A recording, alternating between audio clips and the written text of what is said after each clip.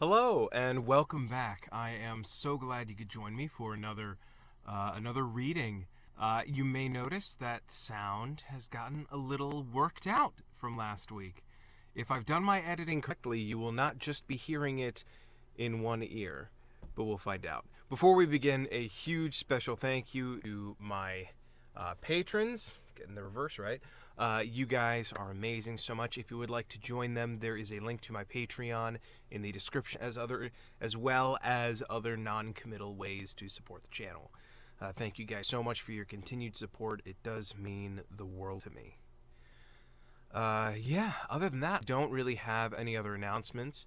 I was hoping to make a video looking at more about the Netflix Redwall series. But there hasn't really been any new information released, so I don't really have anything to go on. So we'll see how that shapes up. And I'm going to try to look at the camera and not my laptop screen. But yeah, I have my water, I've got the book, and I think we will jump right back in The Legend of Luke by Brian Jacques, if I can find my bookmark.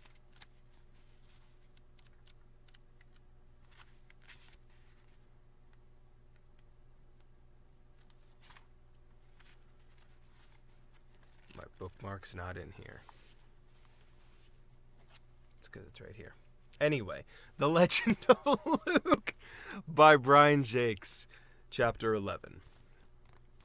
Martin was the first to spring upright. He lashed out with the long punting pole as painted ones dropped from the trees onto the raft. Several were sent screeching into the water. Furmo and his shrews began laying about them with their longboat paddles. Hollow thunking noises sounded as they struck tree rats in midair. Screams and splashes mingled with roars and shouts as it rent the blackness of the stream between the dark, spreading pines. It was a scene of total chaos. Fulham grabbed his way to the canvas, protecting Chugger and Trimp, and stood over them, flailing viciously with the air thrumming as he wielded a long pole. Whack! Thwack! Stunk! Splat! Gonf and Dinny were hard at it with their poles. Panting heavily, Martin called up to them. "There's too many of them! We can't keep this up! Hold the vessel best you can! I'll be back soon! If not, go without me! That's an order!" He broke his pole over the backs of three who were trying to climb aboard, then dived into the fast-flowing stream. As soon as he felt himself hurled against the rope by the current, Martin lashed his footpaws onto the heavy vines and unsheathed the great sword from his back. It was tremendously hard trying to swing his blade in the rushing water, but swing it the mouse warrior did. He hacked and hewed with might and main until his grip was frozen to the sword by cold water and weariness. By pure feat of will, he forced himself to continue.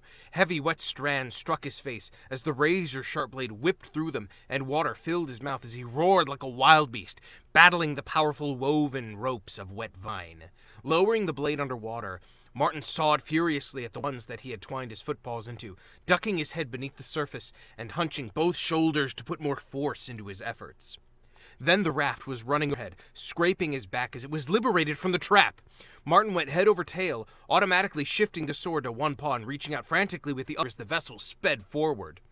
Dinny felt some beast grab his footpaw as he stood astern. Swinging his pole, he was about to deal with whoever it was a resounding blow with the pole butt when Martin's head emerged from the water.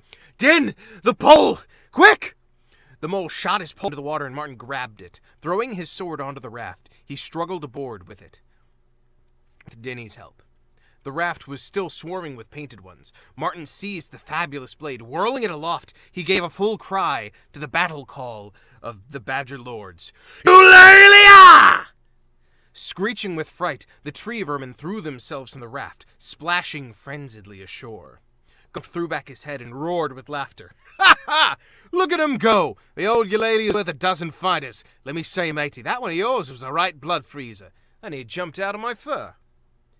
Martin was grinning as he slumped wearily onto the deck. "Let's just say it was an additional idea to make your plan work. I was far too tired to do anything except shout. Oh, what are you villains doing to me?" Trimp and Chugger scrubbed furiously at the warrior with clean, dry food sacks. The little squirrel growled. "Be still and stop a-shouting. We're drying you off. Don't want extra death of cold, do you?"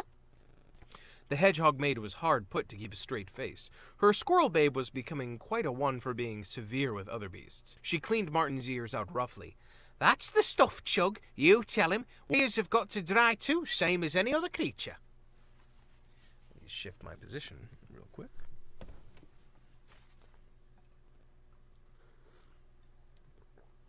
Luckily, none of the friends were seriously injured, though there were a number of the usual scrapes, bumps, cuts, scratches, and scrapes sustained, as in any roughhouse encounter with the vermin. Trimp and Loggalog Furmo set about ministering to the slight casualties, while Gonf and Dinny kept a weather eye out for any likely birth now that they had left the pine woods. A small midstream island loomed up out of the darkness, perfect as a resting place for the remainder of the night. However, after their hazardous scrape with the painted ones, they were far too keyed up for sleeping. Gaussum cooks built a small fire in the shelter of some bushes and cooked a cauldron of vegetable soup. Gonf took some soft bread and chopped scallions, made bubbling bobs, and tossed them into the cauldron.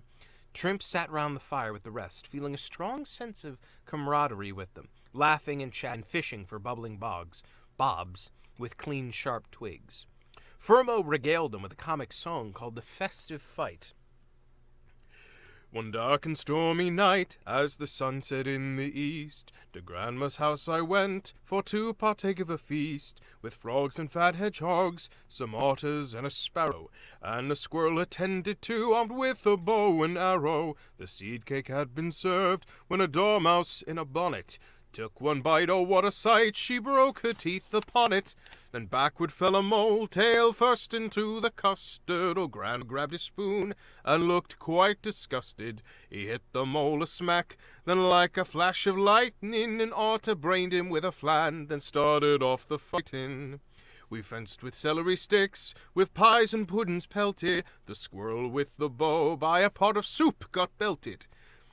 A sparrow flung a scone, it laid the otter senseless. Then Grandma swung a pan, and left us all defenseless. Two frogs sailed out the door, a hedgehog up the chimney, whilst me and old Grandpa to the mantel-place hung grimly.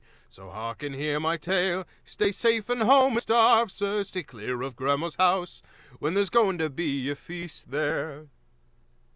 Chugger had fallen asleep leaning against Fulgrim, a soggy, bubbling bob still clutched in his grubby paw.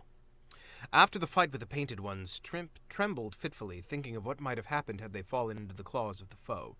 However, the feeling passed as she looked around at the cheery faces of her friends. Ribbing one another good-naturedly and chuckling, they sat around the fire, finishing off their meal with gusto. No beast would guess that but a short while ago they had been battling for their lives. And hers. Allowing her eyes to close slowly, she snuggled down onto some dry moss. Who would not feel safe in the company of such brave creatures? Murmuring stream waters soon had them all lulled, with the exception of Martin and Fulgrim, who sat outwardly relaxed but inwardly alert. Fading to glowing embers, the fire burnt down. Somewhere a nightjar called, and moon shadows cast soft patterns through the lazy breeze-stirred foliage. Peace lay over the little island in midstream, awaiting the calm hours of dawn.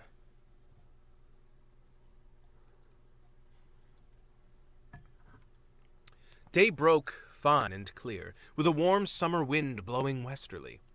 Loggalog Furmo hopped aboard the raft, wetting a paw and holding it up. "Hoist the sails, mates, and ship the paddles! We're on a good fast run to the big sea!" Picking up speed, the raft fairly zinged along the broad watercourse. With his bushy tail billowing forward over ears, Chugger perched in the bows of a reed longboat, shouting with exhilaration, "Wee, us'n's going to the sea!" Dinny clung nervously to a stay rope, not too sure how fond he was of the vessel's wild ride downstream. "Sir Log, bain't us be going a bit faster?" Loggalog laughed and performed a nimble jig round the edges of the logboats, flanking the raft. "Fast, me little fat mate, fast! See the way those backs down yonder take a deep dip? That's when you'll know what fast means." The mole shut his eyes tight, grabbing the stay rope tighter as Furmo gave it a mischievous twang. Fulgrim and Trimp rescued Chugger from his precarious position and tied a line to his chubby middle, whereupon he promptly hopped back to his former position. Furmo began booming out a song in his wonderful bass voice. "You stay aft, mate, I'll stay fore, mind the rocks and watch the shore. Like good shipmates, you and me, roll down to meet the sea. Fast as you can wish through waters like a fish. Our old craft do wend its way on this bright summer's day. Wind spray in your face at a cracking pace, and a running stream afar. If you never lack a wind at your back, then who could ask for more? Oh, rum-diddle-I-do, go where I go, oh, rum-diddle-I-do, follow me. The raft bucked sharply, entering a canyon of buff-hued rocks. Every beast yelled and held on to something. Chugger was thrown into the water from his perilous perch. Trimp screamed in alarm, but Fulgrim had a good grip on the line, and with a powerful heave, he swung the little fellow back on board. Up you come, rascal! Here, Gonf, look what I caught! A chugfish! Funny little critter. Never seen one with a tail this long. Shaking water from his ruffled fur, the baby squirrel drew himself imperiously to his full height. I'm not a chugfish. I'll be a little squiggle. Water boiled about the surface, whilst high banks narrowed and dipped sharply downwards. Furmo gave orders to stow the sail, and his gowsome shrews took up their positions at the logboat's oars, keeping the vessel in midstream with strong, skillful strokes. Soon they were all thoroughly drenched by spray and unable to hear each other talk because of the roaring waters. Logolog and Martin with long poles sculled in either end. The warrior mouse noticed that the shrew chieftain was no longer singing and smiling. Grim-faced and silent, he struggled to keep the raft on course. Now the raft really began to buck, side to side and up and down, sometimes rearing high out of the stream, and returning to hit the water with a resounding splash. Twice it was whirled completely round in its treacherous current. Martin and Furmo poling furiously to turn it. Trimp knew that they were in trouble when Gonf pushed her and Chugger flat, shouting at them to hold tight, gripping the tough vines that held their craft together. Trimp locked both footpaws around her little friend. Lifting her face, the hedgehog maid took a quick glance ahead. What she saw took her breath away. A rainbow bridged either bank, shining through a misty curtain of cascading water mist. The raft rushed through it. Then there was nothing. Martin heard himself yell with surprise as his pole snapped on a rock at the water's edge. The entire vessel, raft, and logboats sailed out into space. Logolog's voice cut across the sudden silence. Hang on, mates! Then the thunderous roar of falling water took over. They were falling, down, with a view of beach and sea at the front and an awesome sheet of running water at their back. Gripping fiercely to anything within reach, the breath torn from their mouths, they plunged downwards, tilting as the raft went headfirst for what seemed like an eternity. Down! Vroom! The broad surface of a pool at the bottom exploded with the impact. By its own momentum, the vessel was plunged deep into the pool, breaking into pieces as it went. Water rushed into Trimp's mouth. Her eyes opened. Everything was cold, silent, and vague. Half conscious, she stared about. Somewhere high above water was billowing in thick white clouds, and she tried to fight down panic as she felt Chugger pawing feebly at her. They were both trapped under a log from the raft, which had become wedged in the rocks at the pool's bottom. Then the little squirrel paws went limp. Panic surged through Trimp with the sudden realization that both her and Chugger's lives were going to end. Trapped underwater and alone. Bubbles burst from her mouth as water flooded relentlessly in. Forgetting her plight for a moment, the hedgehog maid felt a tremendous wave of pity tug at her heart for Chugger. The little squirrel was still a baby. What a sad way for him to end a tragically short life. She reached down and held his paw, thinking that at least he would have her with him. Then the arrival of Fulgrim shocked her failing senses. Setting himself between the rocks, he bent his body, levering outward with all four paws, veins standing out on his neck as he added the full strength of his rudder-like tail and the back of his broad skull. Fulgrim pushed until all the scars on his face stood out like blue ropes. There was a grinding crunch, followed by a muffled clonking noise. The log floated upwards, free, the rocks trapping it having been forced apart by the otter's wild strength. Fulgrim seized Chugger by his tail and Trimp by one paw. Setting himself firm in the sand, he thrust mightily upward, tail and footpaws working in unison. A stream of bubbles, all three shot to the surface. Willing paws pulled them ashore. Martin took a quick check of his crew. Dinny! Where's Dinny? The words had scarcely left his mouth before Fulgrim plunged in again, streaking underwater like an arrow.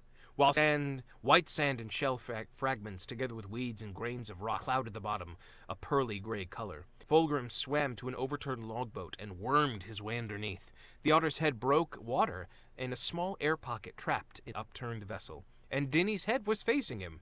The mole tugged his snout in polite relief. "Oh, good day to ye, sir. I hope some beasts come here for air undoubting here. I don't mind telling ye, I'm greatly afraid of living underwater. I suppose be like that, happy on the ground, but sad underwater, oh." The otter showed his filed teeth in a smile. "Then shut your eyes, hold your breath, and hang on your paw to my paws, Mr. Den. Soon have you back on land, matey." Chugger shot fountains of water everywhere as he recovered. Trimp, who was no worse for her ordeal, sat watching Furmo anxiously. "Oh, say he's going to be all right, sir." Chuckling, the Gowsome leader pressed gently on the little squirrel's stomach, and another jet of water arose. "This'll be fine, missy. Don't get yourself in a fret. I've seen shrew babes swallow twice that amount, but it never seemed to harm the little fellas a bit." Chugger opened one eye, his paw rising to point accusingly at Furmo. "You keep punching Chugger, Tummy, and I'll squirt water in your eyes, shoo." Furmo held Chugger upside down and shook him thoroughly, letting the little squirrel go as he snapped at his footpaws. "See, I told you, miss. He's stronger than a growed eel." Dinny rolled himself onto the warm sand until he looked like a mole ghost. He went and sat by Martin, who shook his head and burst out laughing. "Have a rest, go to the North Shores, make it a holiday. Take all summer. Some rest, eh, Din? Some holiday." Gonf took a big raft splinter from his tail and sighed with relief. "Look at me, mates. I'm enjoying myself no end. Only one thing missing, though." Martin knew what was coming, so he interrupted Gonf. "Food. That's what it is, isn't it? Euphonious famine-faced soup stealer." Gonf picked his teeth nonchalantly with the splinter. "How'd you guess, noble britches? Hoy there, Furmo. What's the position on victuals, matey?" One of the Gowsome cooks answered for his leader. "Flour's ruined. Fruit's all right, but there's plenty of fresh water in that pool. Biscuits we baked this morning are lost in the stream. I reckon we'd stand a few fresh supplies of whatever the land has to offer hereabouts." Martin took charge, issuing orders. "Right. Any beast who feels up to it can forage for food. We'll split up around these hills and dunes in the shoreline. Dinny, you stay here with Miss Trimp and Sugar and take a rest. See what you can salvage from the wreckage." And that is where we will end today's reading. Thank you again so much for joining me. I do hope you enjoyed it. If you did, please like, share the videos, subscribe. If you would like to support the channel, there are links to do so in the description. Thank you again to my amazing patrons. You guys are amazing. We'll pick up there next week. I'll see you guys then. Yeah, I don't have anything else to say. Have a good week. Stay safe. Wash your hands. And I'll see you next time. Bye, guys.